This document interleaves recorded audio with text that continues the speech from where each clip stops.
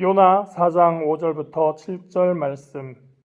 요나가 성읍에서 나가서 그 성읍 동쪽에 앉아 거기서 자기를 위하여 초막을 짓고 그 성읍에 무슨 일이 일어나는가를 보려고 그 그늘 아래에 앉았더라. 하나님 야훼께서 박넝쿨을 예비하사 요나를 가리게 하셨으니 이는 그의 머리를 위하여 그늘이 지게 하며 그의 괴로움을 면하게 하려 하심이었더라. 요나가 박넝쿨로 말미암아 크게 기뻐하였더니 하나님이 벌레를 예비하사 이튿날 새벽에 그 박넝쿨을 갉아먹게 하심에 시드니라. 해가 뜰 때에 하나님이 뜨거운 동풍을 예비하셨고 해는 요나의 머리에 쪼임에 요나가 혼미하여 스스로 죽기를 구하여 이르되 사는 것보다 죽는 것이 내게 나으니이다 하니라. 하나님이 요나에게 이르시되 네가 이 박넝쿨로 말미암아 성내는 것이 어찌 옳으냐 하시니 그가 대답하되 내가 성내어 죽기까지 할지라도 옳으니이다 하니라.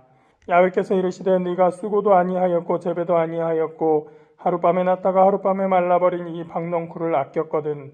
하물며 이 큰 성읍 니느웨에는 좌우를 분변하지 못하는 자가 12만여 명이요 가축도 많이 있나니 내가 어찌 아끼지 아니하겠느냐 하시니라.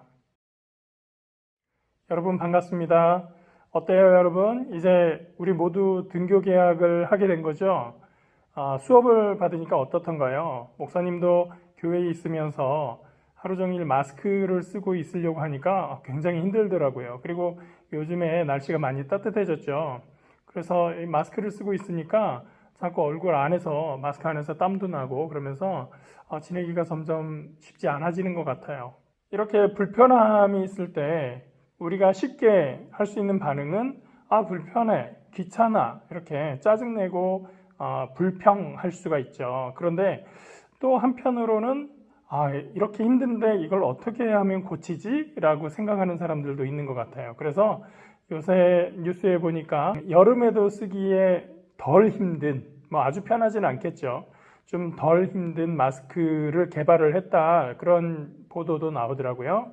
어떤 불편함이 있을 때 어떤 사람들은 불평하지만 누군가는 이 불편함을 어떻게 하면 조금 더 개선하고 우리가 다 같이 좀 편하게 지낼 수 있을까라는 것을 생각하는 그런 사람들도 있다는 거예요. 우리에게 불편한 일이 있을 때 나는 어떻게 생활을 하고 있는가 하는 것들을 우리가 조금 생각해 볼 필요가 있을 것 같아요. 자, 이제 말씀을 보도록 하겠습니다. 우리가 몇 주 동안 선지자들에 대해서, 다른 말로는 예언자라고 하는데 이 사람들에 대해서 공부를 하고 있습니다. 열왕기서를 통해서는 엘리야, 엘리사와 같은 사람들의 이야기에 대해서 읽어봤고요. 그 다음에 이사야 선지자, 호세아 선지자에 대해서도 배워봤습니다. 오늘은 그 다음에 요나라는 선지자에 대해서 알아보도록 할 텐데요. 요나의 얘기는 유명해서 아마 여러분들 많이 알고 있을 거라고 생각해요. 목사님이 어릴 때 이 요나 이야기를 처음 들으면서 이 얘기 내가 어디서 본 것 같은데 하는 생각을 한 적이 있어요. 어디에서 봤을까요? 거짓말을 하면 코가 커지는 피노키오의 이야기에서 본 적이 있어요. 많은 사건들을 겪게 되는데 그 이야기 마지막 부분에서 큰 고래에게 삼켜지게 되는데 그 고래 뱃속에서 헤어졌던 제페토 할아버지를 만나게 되고 이제는 거짓말 다시 하지 않을게요. 그러고 반성하고 약속하는 순간 목각이 인형이었던 피노키오가 그렇게도 소원하던 사람으로 바뀌게 되는 그런 이야기였어요. 요나의 이야기를 보면 피노키오의 이야기와 많이 닮아 있다라는 생각을 하게 됩니다. 자, 어쨌든 이 요나 얘기로 다시 돌아와서요. 요나는 왜 그 고래의 뱃속으로 들어가게 됐을까? 그리고 그 후에는 무슨 일이 있었을까? 그 이야기에 대해서 알아보도록 하겠습니다. 어느 날 하나님께서 요나에게 말씀하십니다. 요나야, 저 큰 성읍 니느웨로 가서 이렇게 외쳐라.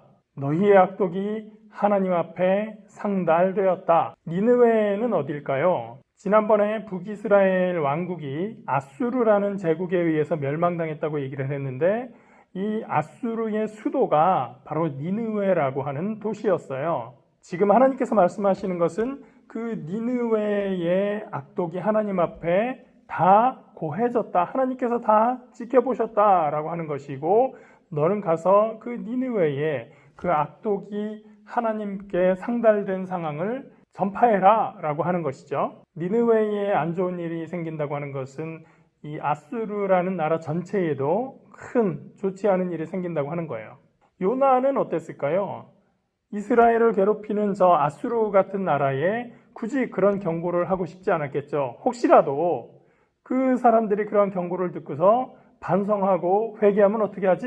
라는 생각을 아마 했을 거예요. 요나는 니느웨에 가기 싫었습니다. 그래서 다시스라는 곳으로 가기로 결정합니다. 다시스라고 하는 곳은 오늘날의 연구에 의하면 스페인에 있는 타르테소스라고 하는 곳으로 추정이 되고 있는데요. 지도에서 보면 니느웨는 이스라엘에서 동쪽으로 한참 가야 되는 곳이고 이 타르테소스는 서쪽으로 한참 가야 되는 곳이에요. 그러니까 요나는 니느웨하고 완전히 반대되는 쪽으로 가기로 마음을 먹게 되었던 거죠. 아무튼 요나가 배를 타고 다시스라고 하는 곳으로 가고 있는데 바다에 큰 폭풍이 일어나게 됩니다. 이 폭풍이 일어나는 시간에 요나는 뭘 하고 있었냐면 선체 밑바닥에 가서 잠에 들어 있었어요.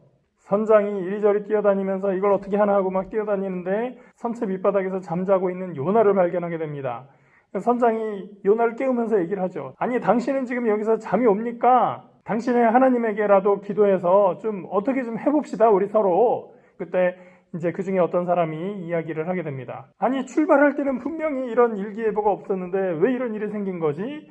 우리 중에 누군가에게 뭔가 문제가 있는 거 아니야? 제비뽑기 합시다 그러면서 분위기가 이상해졌어요. 그래서 제비뽑기를 하게 되는데 하필이면 이때 요나가 걸리게 되는 거죠. 사람들이 묻습니다. 아니, 당신은 뭐 하는 사람이요? 뭔가 깨림직한 거 있으면 다 한번 얘기해봐요. 그랬더니 요나가 말을 합니다. 사실은 하나님이 나한테 무슨 말을 했는데 내가 그걸 듣기 싫어서 어쩌고저쩌고 하면서 이제 얘기를 다 해줬어요.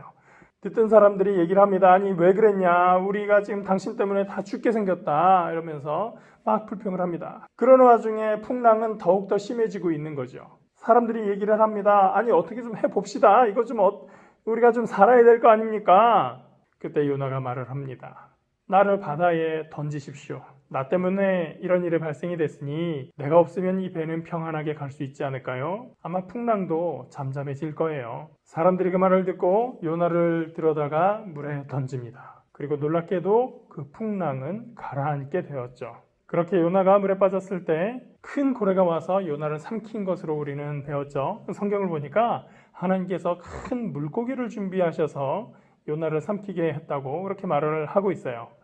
고래인지 큰 물고기인지 그게 뭐 그렇게 중요하겠어? 그렇게 생각을 했는데 그러면서도 여기저기 자료도 좀 보고 인터넷 검색도 하고 하다가 본 재미있는 글이 하나 있었어요. 요나와 피노키오를 삼킨 동물은 고래가 아니라 상어일 가능성이 있다는 거예요. 그것도 그냥 상어가 아니라 고래상어라고 하는 큰 상어를 얘기하는 거죠. 재미있는 것은 고래는 우리 친구들 다 알겠지만 포유류에 해당되죠.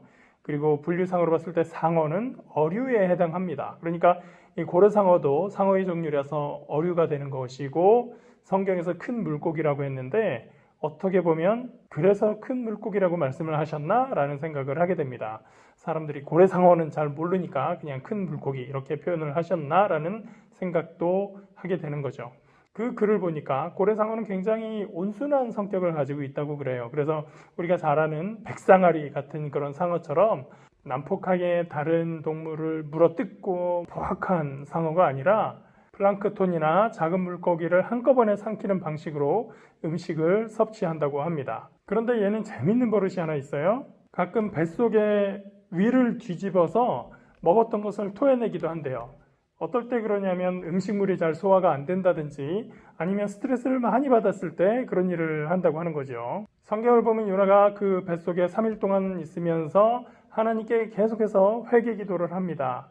자신의 잘못을 반성하고 하나님께 회개하는 그 요나, 뱃속에서 소화되지 않게끔 굉장히 뭔가 불편하게 했었을 것 같아요. 고래상어일지 모르는 큰 물고기는 요나를 확 뱉어버리게 됩니다. 그리고 하나님의 말씀에 다시 임하십니다. 요나야, 너는 그 성읍 니느웨로 가서 전에 너에게 명한 대로 선포하도록 해라. 할 수 없이 요나는 니느웨로 가게 됩니다. 성경을 보니까 니느웨는 사흘 동안, 3일이죠. 3일 동안 걸어야 하는 큰 도시라고 기록을 하고 있어요. 여러분, 구리는 얼마나 클까요? 구리시 끝에서부터 끝까지 걸어가는데 2시간, 3시간 정도면 걸어갈 수 있을 것 같아요. 거기에 비하면 이 니느웨는 3일 동안 걸어야 된다. 굉장히 큰 도시구나 라는 걸 알 수 있어요. 그것도 요즘같이 자동차가 있는 그런 시대가 아니고 그 옛날 한 3,000년 전 이야기인데 그때의 그만한 크기의 성읍이었다니 그만큼 크구나 하는 것을 우리가 알 수 있습니다. 요나는 이 사흘이나 걸려야 되는 도시를 딱 하루만 다니면서 하나님이 시키신 대로 말씀을 외칩니다. 40일이 지나면 니느웨가 무너질 것이다. 성경을 보면 이 요나가 뭔가 적극적으로 이 니느웨 사람들의 회개하기를 바라고 설명하고 이런 내용이 별로 많지 않아요. 그냥 딱 요거 한 내용. 40일 지나면 니느웨가 무너지리라 이 말만 그냥 하고 다닌 거예요. 굉장히 성의 없이 이야기를 했을 것 같죠? 그런데 하나님의 은혜가 니느웨 사람들의 마음을 움직인 것 같아요. 성경을 보면 니느웨 사람들이 하나님을 믿고 금식을 선포하고 높고 낮은 자를 막론하고 굵은 베옷을 입은지라 회개했다는 얘기죠. 더 황당한 건 그 얘기가 왕에게도 들어갔어요. 그러더니 이 왕이 왕복을 벗고 굵은 베옷을 입고 자기도 회개를 하기 시작을 하는 거예요. 그리고 이 왕은 한술 더 떠서 온 나라에 금식을 선포합니다. 이제 아무것도 먹지 말고 금식하고 심지어는 가축들도 아무것도 주지 말고 다 금식시켜. 사람이 금식하는데 가축이라고 소라고 뭐 강아지라고 뭐 니들은 대수냐? 니네들도 다 금식기도 해! 이러면서 전부 다 금식을 선포하고 하나님 앞에 회개하기 시작을 합니다. 어떻게 됐을까요? 원래 하나님께서 말씀하신 선포의 내용은 뭐였어요? 니느웨는 멸망할 것이다 였었는데 높은 사람, 낮은 사람, 심지어 임금과 가축까지도 전부 다 금식하고 회개를 하니까 하나님께서 니느웨를 긍휼히 보시게 되었어요. 그리고 니느웨가 멸망하게 되리라고 하셨던 그 말씀과 달리 그 마음을 바꾸셔서 니느웨를 멸하지 않게 되었던 거죠. 그 다음 요나의 반응을 보면 굉장히 재밌습니다. 아주 하나님한테 성질을 내고 분통을 터뜨리고 있는 거예요. 성경을 보면 요나가 이렇게 얘기를 합니다. 하나님, 내가 이럴 줄 알았어요. 내가 다시스로 가겠다고 했었던 이유가 바로 이것 때문이에요. 내가 이스라엘에 있을 때 하나님 분명히 이러실 거라고 하지 않았어요? 하나님 은혜로우신 분이죠. 하나님 자비로우신 분이죠. 또 노하기를 더디하시고 인애가 크신 하나님, 그런 하나님인 거 내가 다 알아요. 알겠는데 왜 하필이면 이 아수르한테도 그렇게 하시냐고요. 저는 이거 받아들일 수가 없어요. 결국 하나님 그 마음 바꾸시고 재앙을 안 내리기 위해서 그 말씀을 전하라고 하신 거 아니에요. 나 이렇게 못 살겠어요. 차라리 저 죽여주세요. 저를 그냥 여기서 데려가 주세요. 제 생명 걷어가 주세요. 저는 이 사는 것보다 죽는 게 훨씬 나아요. 요나가 하나님한테 그렇게 기도를 합니다. 아니 이게 기도예요? 방구예요? 그리고 요나는 성읍 바깥으로 가서 한쪽에서 천막을 치고 니느웨를 내려다보고 있습니다. 거기서 무슨 일이 일어나나 안 일어나나 내가 하나님한테 이렇게 승질내고 그랬으니 하나님께서 이 니느웨를 멸망시키나 안 시키나 그러고 지켜보고 있는 거예요. 여러분 중동 지역의 떼약볕이 얼마나 뜨거운지 많이 들어서 익히 알고 있죠. 하나님은 요나가 당신에게 그렇게 승질내고 못되게 굴었었던 사람인데도 불구하고 또 그 더운 곳에서 어떻게 되는지 지켜보겠다고 앉아있는 이 요나가 좀 딱해 보이셨던 것 같아요. 그래서 이 요나가 있는 곳에 박농쿨을 자라게 하십니다. 요나는 너무 기뻤습니다. 아니 이게 언제 자랐지? 이게 있으니까 이 천조가리 한 장 있을 때보다 훨씬 시원하고 좋네. 아이고 좋아라. 그래도 하나님이 나를 참 아끼시는 것 같아. 하나님께서 그런 요나를 보면서 한 가지 교훈을 줘야겠다라고 생각하신 것 같아요. 그 다음날 새벽에 벌레를 보내셔서 박농쿨을 갉아먹게 해버립니다. 그 다음날 아침이 됐습니다. 요나가 일어나 보니 이 박농쿨이 다 시들어버린 거예요. 요나는 다시 하나님께 성질을 냅니다. 하나님 저 그냥 죽여주세요. 네 죽겠다고 하는데 왜 살려둡니까? 이렇게 못 살겠어요. 그때 하나님께서 말씀하십니다. 요나야 네가 박농쿨을 자라게 하기 위해서 뭘 했니? 씨를 심었니? 물을 줬니? 네가 한 게 아무것도 없는 그 박농쿨 하나가 너는 그렇게 소중하다고 생각하면서 이 아수르를 봤을 때 무엇이 옳고 그른지도 알지 못하고 잘못 행했었던 사람들 12만 명이나 되고 또 가축들도 많고 그 도시를 내가 아끼는 것이 당연하지 않겠니? 요나서는 여기에서 끝이 납니다. 요나가 그 다음에 어떻게 했는지 어떤 말을 했는지 보이지 않습니다. 바로 하나님께서 우리에게 그 질문을 하시는 것이기 때문입니다. 살다 보면 내가 좋아하는 사람도 있고 내가 싫어하는 사람들도 있어요. 요나의 이야기를 통해서 생각해 볼 것은 참 여러 가지가 있습니다. 요나의 불순종에 대해서, 또 자연을 다스리시는 하나님의 능력에 대해서, 또 하나님께서 여러 가지를 이것저것 섬세하게 예비하시는 점에 대해서 많은 것들을 알게 하고 깨닫게 해주는 그런 말씀들이 있어요. 그 중에서도 요나의 중심 주제라고 할 수 있는 것은 바로 우리 하나님이 전 세계를 다스리시고 또 아끼고 사랑하시는 하나님이시라는 거예요. 하나님은 이스라엘만의 하나님이 아니시고 북이스라엘을 멸망시켰었던 그 아수르마저도 사랑하시고 아끼시는 하나님이시라고 하는 거죠. 그런 아수르를 사랑하신다면 다른 나라들도 다 하나님께서 아끼시고 사랑하는 하나님이시고, 또 아수르를, 니느웨를 멸망시키실 수 있는 하나님이라고 하면 또 다른 나라들도 하나님은 멸망시키실 수 있는 권능의 하나님, 세상을 다스리는 하나님이라고 하는 것입니다. 여태까지 이스라엘 사람들은 하나님을 이스라엘의 하나님, 이스라엘만을 사랑하시는 하나님이라고 생각을 했어요. 그것이 바로 이스라엘의 선민 사상이라고 합니다. 이스라엘은 하나님께서 선택하신 민족이다라고 하는 뜻이죠. 그런 이스라엘 백성들을 향해서 이 요나서가 이야기하고 있는 것은 하나님은 이스라엘만의 하나님이 아니고 온 세상을 다스리고 지배하시는 하나님,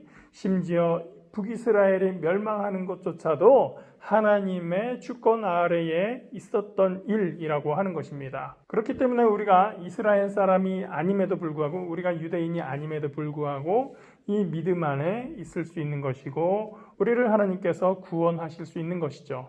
문제는 이 말씀을 받은 하나님의 백성들에게 있습니다. 우리가 이사야나 호세아의 이야기를 통해서도 봤지만 아수르만이 아니라 이스라엘도 하나님 앞에서 정의롭지 못한 것은 마찬가지였어요. 그럼에도 불구하고 요나의 기준은 무엇이 옳은가 무엇이 그른가, 누가 하나님 앞에 잘했는가 잘못했는가 하는 것이 아니라 어느 집단이 나에게, 그리고 내가 속한 민족에게 이로운가 아니면 해로운가 하는 것이었던 거죠. 요나의 말씀을 통해서 알 수 있는 한 가지 중요한 점은 때로 하나님의 사랑의 말씀은 우리 마음에 들지 않을 수도 있다는 겁니다. 문제는 내 마음에 들지 않는 하나님의 말씀을 우리는 어떻게 받아들일 수 있을 것인가? 심지어 우리를 억압하는 다른 상대를 사랑하시는 하나님을 어떻게 받아들일 수 있을 것인가? 하나님의 보편적인 사랑은 우리를 힘들게 할 수 있습니다. 왜냐하면 내가 미워하는 사람까지도 하나님은 사랑하시기 때문입니다. 목사님은 대학교에서부터 신학을 전공했는데요. 그때 목사님이 존경하던 교수님이 한 분 계셨어요. 1학년 때인데 수업을 듣는데 무슨 이야기를 하시다가 여태까지 내가 살아오면서 딱 한 명은 절대로 용서할 수가 없다. 무슨 일인지 누구인지는 얘기하지 않을 것인데 나는 그 사람을 용서할 수가 없다. 그때 대학생이던 목사님은 굉장히 충격을 받았어요. 목사님들은 다 예수님처럼 예수님 말씀대로 살아가시는 분이라고 생각을 했는데 다 용서하고 용납하고 사랑하시는 분인 줄 알았는데 그렇지 않기도 한 거야. 그리고 저렇게 나는 누구를 용서할 수 없어 라는 저런 이야기를 해도 되는 거야 라는 생각을 하게 됐죠. 근데 목사님이 살아보니까 그 말이 이해가 되더라고요. 살다 보니까 정말 누군가를 용서하기 힘들다 하는 사람들이 생겨나기 시작하는 거예요. 나를 그렇게 억울하게 만들다니, 나를 그렇게 괴롭히다니, 저 사람은 나는 용서하기가 정말 힘들어. 그런 사람들이 생기더라는 거죠. 그 다음부터는 그 사람을 나쁜 사람으로 규정을 하게 되죠. 그래서 그 사람이 뭔가 잘못을 하게 되면 그래, 그 사람 그럴 줄 알았어. 그 사람이 뭔가 착한 일을 해도 저 사람이 진심으로 저렇게 좋은 일을 한 건 아닐 거야. 저 사람은 정말 나쁜 사람이거든. 우리는 그렇게 생각을 하게 돼요. 요즘 정의기억연대라고 하는 단체의 대표로 있던 분이 국회의원이 되면서 그 사람에 대한 이야기가 뉴스에서 많이 나오고 있습니다. 여러분들이 얘기를 잘 들었는지는 모르겠지만 그 개인에 대해서 이야기하려고 하는 건 아니고요. 이 단체가 활동을 하는 목적은 일본이 한국을 점령하던 시기에 세계 2차 대전이 있으면서 일본이 거기에 참전을 했고, 그러면서 한국의 젊은 여성들, 아주 어린 사람들이죠. 바로 여러분들의 나이예요. 어떤 경우는 12살부터 16살, 18살 이런 젊은 한국의 여성들을 데려다가 전쟁터로 끌고 가서 종군 위안부로 삼았던 일에 대해서 세계적으로 고발하고 또 일본에 사과를 요구하는 그런 일을 하고 있는 단체예요. 저는 그분들의 활동에 대해서 전적으로 지지합니다. 일본은 자신들의 잘못에 대해서 인정하고 사과해야 돼요. 여태까지 일본은 국가 차원에서, 정부 차원에서 단 한 번도 한국 사람들에게 그리고 그 피해자들에게 사과한 적이 없어요. 1965년도에 한일협정이 있었는데 일본은 그때도 사과하지 않았어요. 그러면서 그걸로 다 끝난 거다라고 주장하다가 위안부 문제가 세계적으로 이슈가 되고 이야기가 되니까 2015년도에 한일 위안부 합의로 이제 또 다 끝난 거다라고 주장하고 있어요. 그때도 사과하지 않았죠. 일본은 단 한 번도 한국에서 젊은 여성들을 종군 위안부로 끌고 갔었다든지 아니면 강제징용으로 한국 사람들을 일본군에 끌고 갔었다든지 하는 것을 인정한 적도 없고 인정한 적이 없으니 사과한 적도 없습니다. 그래서 목사님은 솔직히 일본이 미워요. 그리고 우리를 더 분노케 하는 것은 일본의 젊은이들 중에서 아직도 한국은 일본보다 미개하다. 한국이 과거에 일본의 지배를 받았었던 것은 한국이 못났었기 때문이다. 한국이 덜 떨어졌기 때문이다 라고 하는 젊은이들이 있다는 사실이에요. 일본은 지금도 교과서 왜곡 사건이니 또 독도의 국토 영유권 문제라든지 하는 것으로 인해서 한국에 대해서 사과하기는커녕 오히려 한국을 더 이용해 먹으려고 하는 정권적인 차원에서의 움직임들이 있어요. 목사님은 그것들을 보았을 때 참 일본을 용서하기가 힘듭니다. 목사님이 길게 일본을 미워할 수밖에 없는 이유에 대해서 이야기를 했는데 이야기는 더 많이 할 수도 있지만 그런 얘기는 이 정도에서 마치기로 하고요. 그런데 이런 생각이 들었어요. 일본이 만일 진심으로 사과를 하면 어떻게 해야 되지? 우리 국민은 일본이 사과했을 때 일본을 진심으로 용서할 수 있을까? 라는 생각을 하게 되는 거죠. 목사님은 우리가 어떻게 일본을 용서해야 될지 생각해 본 적이 없어요. 왜 그럴까요? 일본은 나쁜 나라. 일본은 바뀌지 않을 나라. 일본은 천하에서 가장 나쁜 나라. 그렇게 결정 내리고 있기 때문이에요. 아마 어른들이 이런 얘기하는 거 들어본 적이 있는 친구들 있을까 모르겠어요. 사람은 안 변해. 근데 목사님은 이 말이 가장 무섭고 가장 나쁘고 가장 부정확한 말이라고 생각을 합니다. 살아보니까요. 사람은 변하더라고요. 좋은 사람이 나쁜 일을 하기도 하고요. 나쁜 사람이라고 생각했던 사람이 생각 외로 좋은 일을 하기도 합니다. 뭔가 적극적이던 사람이 무슨 일을 겪으면서 굉장히 조심스러워지기도 하고요. 굉장히 소극적이고 내성적이던 사람이 어떤 일을 겪으면서 혹은 노력을 통해서 활발해지고 적극적인 사람이 되기도 하더라고요. 사람은 변할 수 있어요. 변하지 않는다면 우리가 교육을 왜 할까요? 그런 말 있죠. 선한 영향력을 끼칩시다. 이 말 자체가 세상의 변화를 의미하는 거잖아요. 선한 영향력을 끼쳐서 세상을 조금이라도 더 좋은 세상으로 만들자는 것은 조금 더 선한 마음을 가지고 세상을 좋게 만들기 위해서 일하자라고 하는 것이죠. 그리고 그런 선한 영향력을 끼치는 사람이 되기 위해서 나도 변해야 되는 거죠. 아무 변화가 없다면 여러분 설교는 왜 듣나요? 그리고 가장 중요한 것은 아무 변화가 없다면 예수님은 뭐하러 저와 여러분을 위해서 돌아가셨나요? 베드로도 바울도 많은 예수님의 제자들도 예수님을 믿고 성령을 받고 그러면서 그들의 삶이 변화되었어요. 훌륭한 신앙인으로 그들은 바뀌었습니다. 니느웨도 바뀌었잖아요. 저와 여러분은 바뀔 수 있습니다. 그렇다면 인정하고 싶지 않겠지만 우리가 미워하는 사람, 우리가 싫어하는 사람도 바뀔 수 있어요. 그렇기 때문에 싫지만 내가 싫어하는 사람, 내가 미워하는 사람도 우리는 용서할 수 있어야 됩니다. 물론 그들이 잘못을 인정하고 사과하기 전까지 우리는 그것이 무엇이 잘못되었는지 이야기할 수 있어야 됩니다. 일본에도 우리는 끊임없이 사과를 요구해야 되는 거죠. 그리고 일본이 그 태도에서 변화되기를 기대해야 됩니다. 우리에게 잘못한 사람에게도 사과를 요구해야죠. 그런데 우리가 미워하는 이유나 내가 싫어하는 이유가 그 사람의 어떤 잘못이 아니라 나의 이익 때문이라면, 혹은 어쩌면 나의 잘못 때문일 수도 있어요. 그렇다면 우리는 하나님 앞에서 내가 이 미워하는 마음, 내가 싫어하는 마음의 원인은 무엇인가 생각해보고 마음을 바꿀 준비도 해야 되는 거예요. 그 사람이 사과할 때 내가 받아들일 준비도 해야 되는 거예요. 요나 이야기를 통해서 내가 사랑하는 사람은 누구인지, 내가 미워하고 싫어하는 사람은 누구인지 생각해 봐야 됩니다. 그리고 그런 나에게 말씀하시는 하나님의 뜻은 무엇인지 우리는 생각해 봐야 됩니다. 바로 그런 저와 여러분을 위해서 예수님이 오셨고, 이렇게 감정에 휘둘리는 우리를 예수님은 사랑하시고 하나님의 자녀로 삼으셨습니다. 우리 함께 서로를 사랑하고 이해해주고 기도하며 용서해주는 조금 더 성숙한 하나님의 자녀로 성장하기를 예수님의 이름으로 축원합니다. 함께 기도하겠습니다. 사랑과 은혜의 하나님 감사합니다. 요나의 이야기에서 하나님은 이스라엘을 무너뜨린 아수르마저 사랑하시는 것, 하나님의 넓으신 그 사랑을 우리는 보게 됩니다.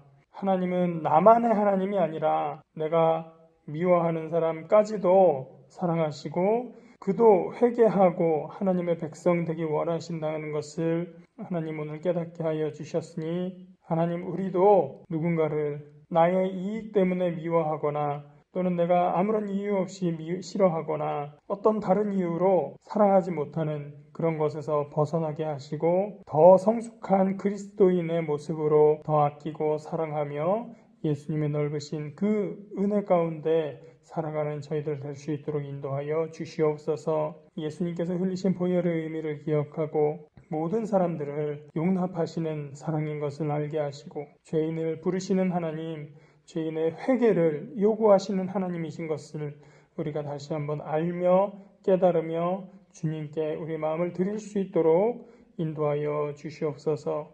감사하고 예수 이름으로 기도합니다. 아멘.